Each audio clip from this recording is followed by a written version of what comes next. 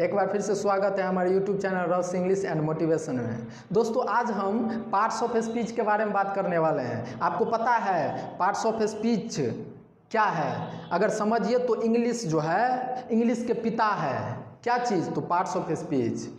क्योंकि इंग्लिश के अंदर जितने भी शब्द हो, सेंटेंस हो, पैराग्राफ हो, जो भी कुछ आप करते हैं इसके अंदर, तो वो सब पार्ट्स ऑफ स्पीच के अंदर आता है। तो इसीलिए इंग्लिश जो है उसके पिता कौन हो सकते हैं? तो पार्ट्स ऑफ स्पीच। और पार्ट्स ऑफ स्पीच के अंदर जो वो 8 काइंड है वो उनके बेटे हो सकता है, मतलब वो उनका सन।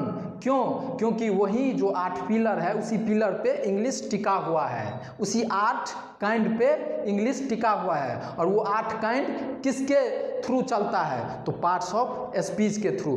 तो आप यहाँ पे देखिए, all the English words have been classified into 8 parts according their function. Each parts is called parts of speech. सभी अंग्रेजी शब्दों को उनके काम करने के आधार को 8 भागों में बांटा गया है। उनमें से प्रत्येक भाग को पार्ट्स ऑफ स्पीच कहा जाता है।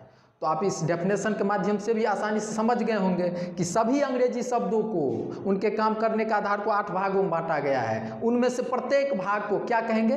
पार्ट्स ऑफ स्पीच कहेंगे। तो चलिए देखिए, parts of speech. Parts of speech, all the English word, all the English words have been classified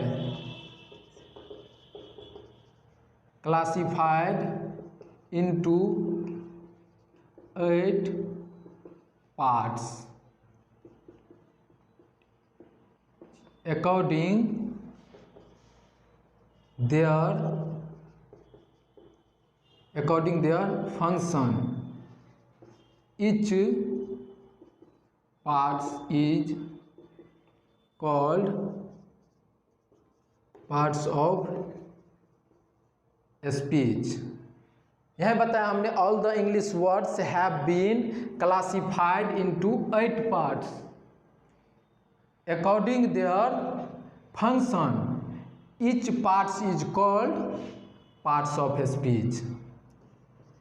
सभी अंग्रेजी शब्दों को उनके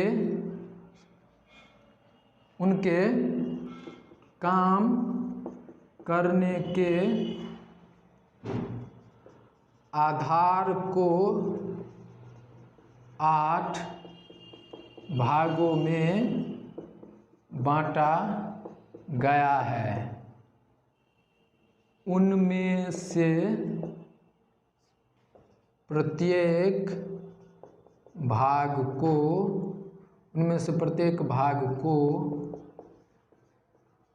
पार्ट्स ऑफ स्पीच कहा जाता है।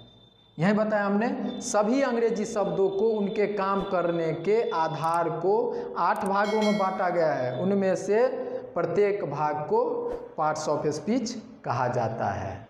तो समझ में आ गया होगा। अब ये आपका हो गया डेफिनेशन। इसे नोट करना चाहेंगे तो नोट भी कर सकते हैं। अब इसका 8 काइंड हम बता रहे हैं। यहाँ देखिए, kinds of parts of speech.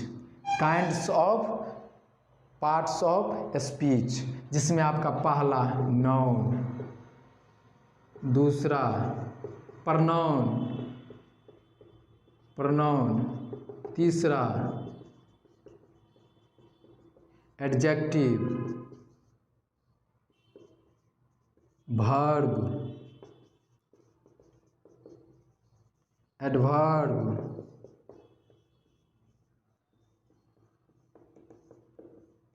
Preposition,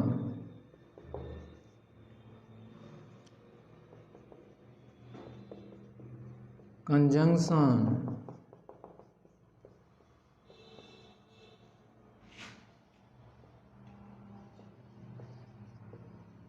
interjection, ये आपका 8 काइंड है। Noun, pronoun, adjective, verb, adverb, preposition, conjunction और इंटरजेक्शन।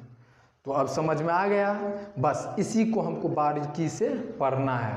अब पहला जैसे कि अब नेक्स्ट वीडियो में हम नाउन के बारे में पढ़ाएंगे, ठीक है। उसी प्रकार से उसके बाद हम प्रोनाउन, इस प्रकार से ये मेरा टॉपिक आगे चलता रहेगा। तो चलिए, आई होप आप लोगों को ये समझ में आ गया होगा।